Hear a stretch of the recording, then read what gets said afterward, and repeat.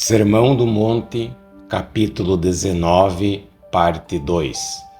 Justiça maior que a dos escribas e fariseus. Bem pelo contrário, estou aqui para dizer a vocês que, a menos que a retidão de vocês exceda em muito a dos escribas e fariseus, não há esperança alguma de que vocês possam entrar no reino dos céus, nem mesmo como o menor dos seus cidadãos. Ora, que significam essas palavras? Precisamos lembrar que os escribas e os fariseus, de muitas maneiras, eram os elementos mais destacados da nação judaica. Os escribas eram homens que passavam a vida ensinando e expondo a lei. Eram as grandes autoridades sobre assuntos da lei de Deus. Dedicavam toda a sua vida ao estudo e à prática da lei. Mais do que qualquer outro grupo de pessoas, portanto, eles podiam reivindicar a posição de estarem bem envolvidos na lei.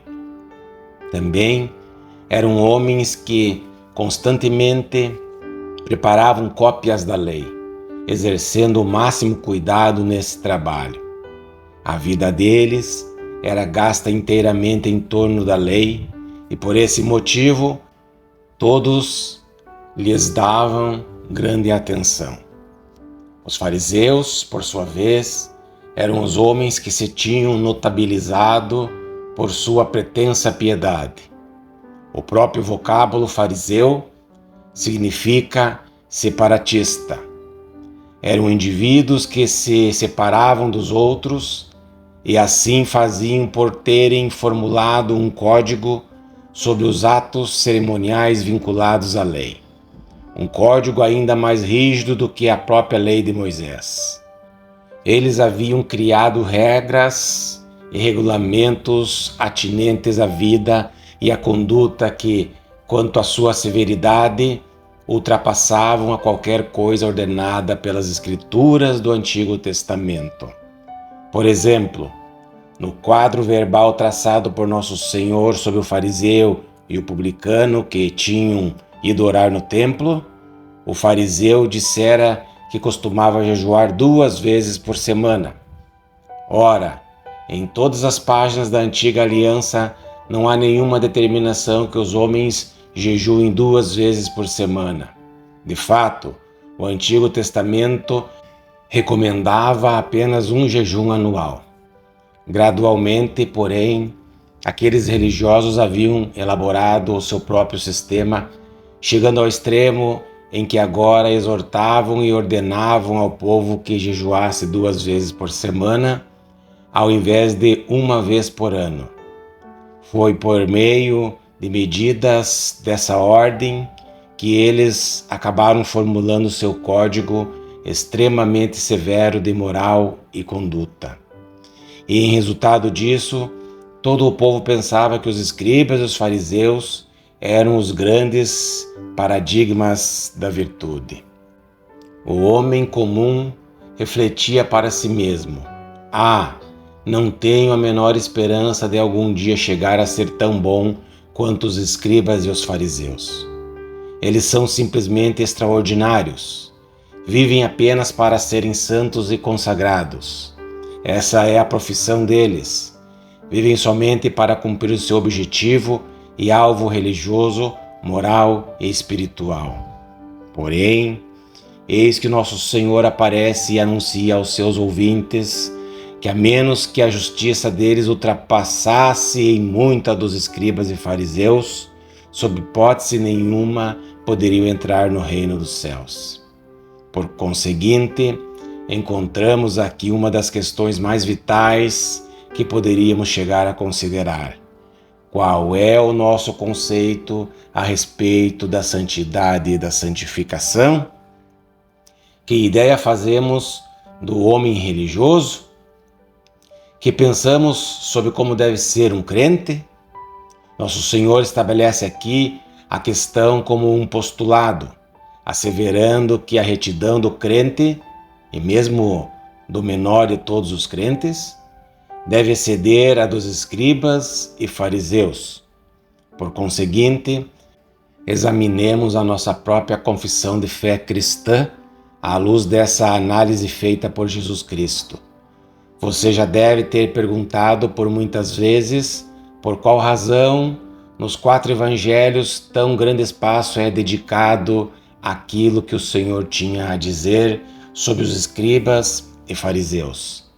Para todos os efeitos práticos, ele se referia a eles incessantemente, abordando diversas particularidades deles. Isso não acontecia somente porque costumavam criticá-lo. A razão principal era que ele sabia que o povo comum dependia tanto dos escribas e fariseus, bem como dos seus ensinamentos.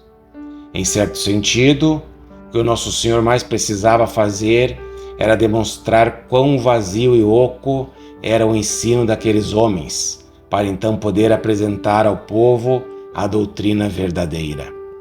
Isso é o que o nosso Senhor faz através dessas palavras. Cumpre-nos, portanto, dar uma espiada na religião praticada pelos fariseus, a fim de destacarmos seus defeitos, a fim de verificarmos o que ela exigia dos homens. Uma das maneiras mais convenientes de fazermos isso consiste em examinarmos aquele quadro verbal traçado pelo próprio Senhor Jesus Cristo acerca do fariseu e do publicano que foram ao templo a fim de orar. Conforme você deve estar lembrado, o fariseu postou-se de pé em lugar proeminente, de onde se pôs a agradecer a Deus por não ser igual aos demais homens, especialmente por não ser igual ao publicano. Em seguida, o fariseu começou a alegar certas coisas sobre si mesmo. Ele não era um extorsionário, um injusto, um adúltero, e muito menos era como aquele publicano. Ora, essas declarações concordavam com a realidade dos fatos. Nosso Senhor aceitou-as, e esse foi o motivo pelo qual ele as reiterou. Os fariseus tinham sua característica modalidade de justiça externa. Jejuavam 2 vezes a cada semana, conforme já mencionei.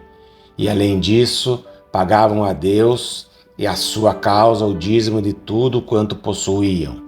Davam o dízimo de tudo quanto tinham, incluindo suas ervas úteis, como a hortelã, o endro e o cominho. Em adição a isso, eram indivíduos altamente religiosos, extremamente meticulosos na observância de certos ritos e cerimônias religiosas. Tudo isso era real no tocante aos fariseus. Eles não somente assim diziam, mas também agiam desse modo.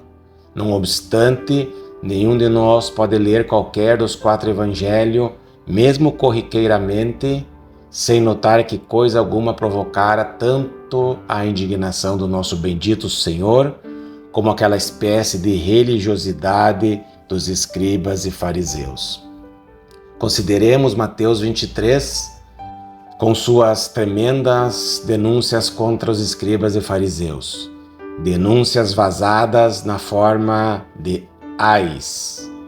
E ali veremos a essência mesma das acusações revelatórias do nosso Senhor contra aquela gente, bem como a essência da crítica justa que ele fazia acerca de toda a atitude deles para com Deus e para com a religião. Foi em face de todas essas razões que ele disse: se a vossa justiça não excederem muito a dos escribas e fariseus, jamais entrarei no reino dos céus.